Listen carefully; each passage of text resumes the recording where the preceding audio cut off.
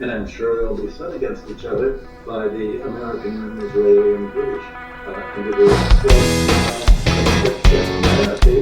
I want to dedicate it what you would find that U.S. foreign policy could be terrorists everywhere and make it impossible for other nations to have a reasonable response.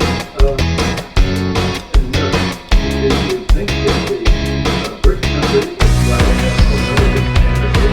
I don't see it as American. It's right for it. It's right for it.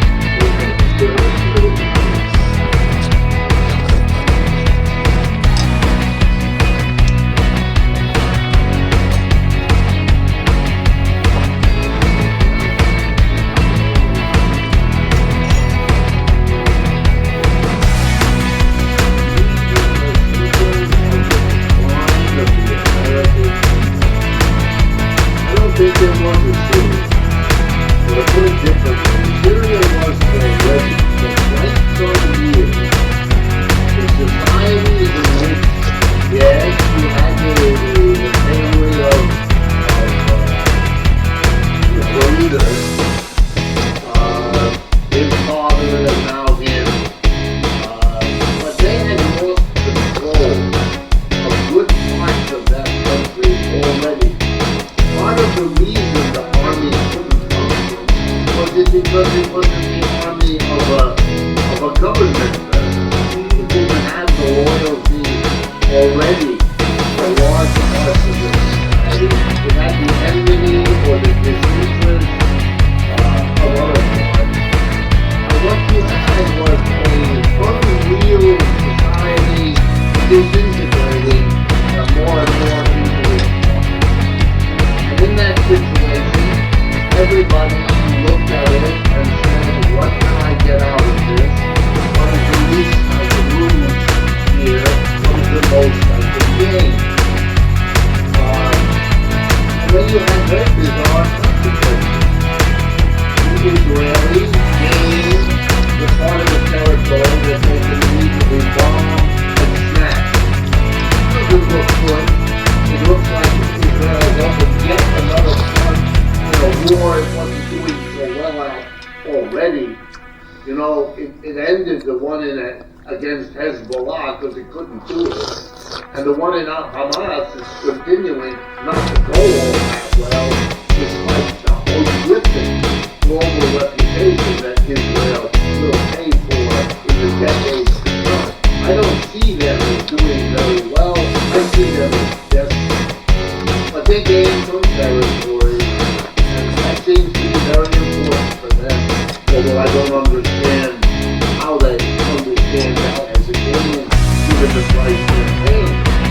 Then they have the fact that the jihadis, who are anti-Israel more intensely than almost anybody else, are now have gotten stronger than they were before. They have come to some kind of motive envy with the old Syrian government. Now they have these jihadis who are going to feel very solid.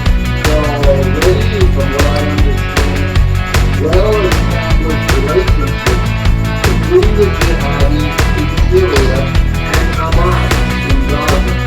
So, that's not good for the Israelis. Those jihadis are going to be helping Hamas more than they were before because they're going to be able to.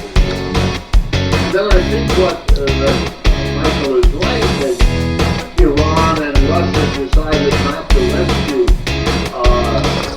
the Syrian leadership again. They've done it in the past. They didn't want to do it again because they're changing their politics, trying to figure out how now, under these changed circumstances, to make it in a way easier for them to change their policy because they're not betraying the sitting government of Syria, which they would have been in a position of doing before. So, it's not that I disagree with Michael, but I add up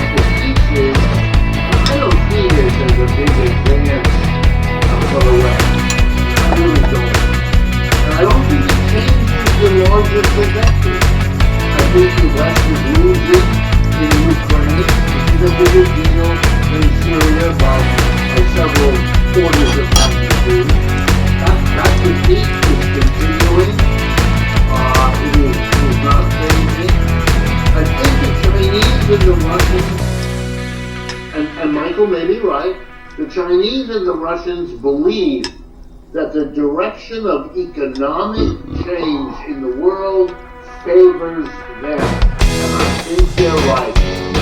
And that time is not on the side of the American empire. I think they're right.